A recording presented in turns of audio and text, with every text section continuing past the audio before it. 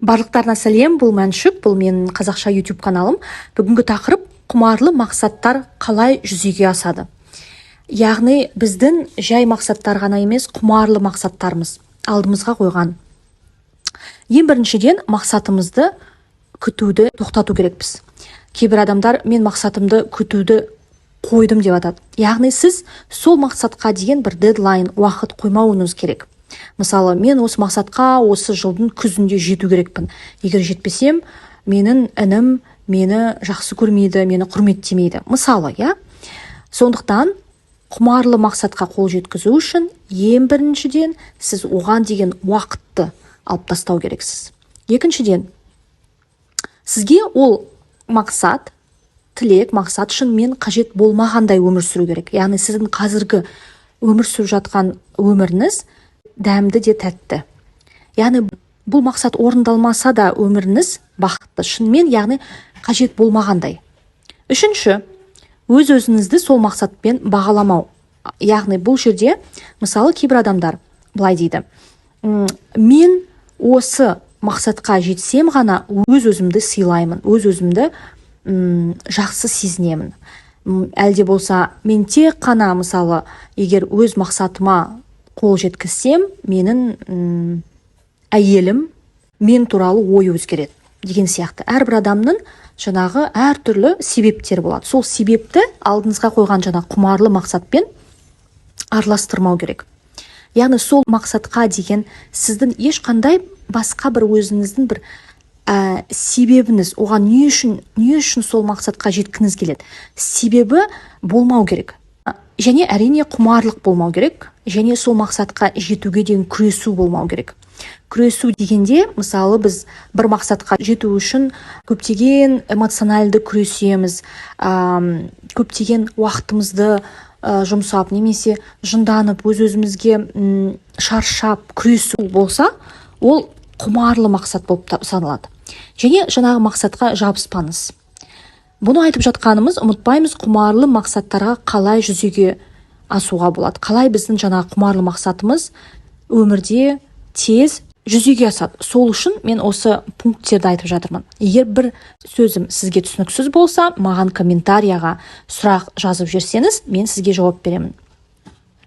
Сонда қалай болу керек? Ең бастысы, мен тек осы мақсатты қалаймын. Тек таза тілек болу керек. Таза тілек, яғни жай мен бұл осы мақсатты қалаймын, бұл менің тілегім болу керек. Сіздерге өз өмірімнен мысал келтірейін. Жақында ғана болған нәрсе, мен өзім, бұл жай менің тілегім болған, ондай үлкен тілек емес, салыстыратындай үлкен мақсат емес. Мен өзім Димаш Құдайбергеннің концертіне баруды армандағанмын. Алматыда жүргенде, оның концерті болған кезде өз-өзіме оның концертіне баруға рұқсат бермегенмін да.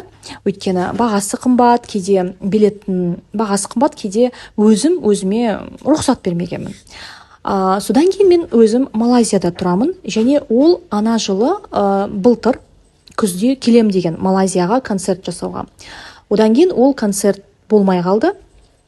Енді осы жылы келесі сенбі күні осы Малайзияға келіп, Димаш Құдайберген өзінің концертін жасайды. Менің билетім бар. Қалай болды бұл? Мен негізінен бұл концерттің болатынына біздің қазақтардың группасы 2-3 ай бұрын айтқан. Ол кезде ең арзан билет 38 мың теңгедей болған. 35 мың, 38 мың. Мен өзімнің күйеуіме айту арқылы, күйеуім айтты, билет қымбат, бұл жолы бармайтын шығармыз. Сол кезде мен өзіме айттым, жарайды, онда келесі жолы барармын деп. Яғни бұл менің тілегім ондай мықты, құмарлы болған жоқ. Келесі жолы дедім. Алматыда, мүмкін Қазақстанда барармын деп. Содан кейін осы 2-3 аптада бізге біздің қазақтардың диаспорасында мынандай мәлімет берді. Егер де жаңағы бұл да көп рахмет, осы диаспора адамдарының үлкен жұмысы, олар сол организаторлармен сөйлесіп, қазақтарға ғана арнап, әдейі рядта, әдейі баға, яғни жеңілдетілген баға 20 мың теңге ғана тұрады. Сондай бағаға 30 орындай билет алған. Мен қуанып өз күйеуіме айттым. Міне бізде осындай мүмкіндік бар, оның Димашты көру, Димаштың концертіне бару 20 мың ғана тұрады бір адамға. Бірақ менің күйеуіме, ол күйеуім жұмыста болды және жаңағы WhatsApp сообщение арқылы жібергенмін. Ол айтты, жоқ, біз бармаймыз деп шештік қой келесі жолы. Мен ол кезде оған ренжіген жоқпын. Мен айттым, жарайды деп. Яғни менің көңіл күйім өте жақсы болды. Сондықтан мен оған айттым, жарайды, мен саған жай мәліметті беру үшін.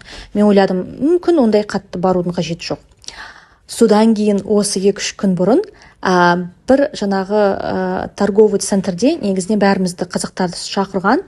Сол Димаштың келуіне байланысты осы малайзиялық әншілердің арасында орысша соревнование жасаған. Яғни жас әншілер, дауысы жақсы шығатын, олар кім бірінші орындалады, сол осы Димаш концертін бастайды, ең бірінші бастайтын адам болады. Соған мен барып, өз күйеуіммен бірге барып қарап, өте таң қалдым. Өте жақсы әншілер, жастары, дауыстары өте күшті, сондай концертке барғым келіп кетті. Сол кезде менің күйеуім, жарайды, әншіге сен барғың келсе, саған билет алып берейін. Қарайық, билет бар ма екен. Солай сол моментте біз қарап билет сатып алдық. Сол жаңағы 20 мың теңгеге менің жаңағы тілегім өз-өзімен орындалды. Алла қаласа келесі сенбі күні бізде осы Димаштың концертіне барамын. Өте қуаныштымын. Менің жаңағы тілегім өз-өзімен осылай орындалды.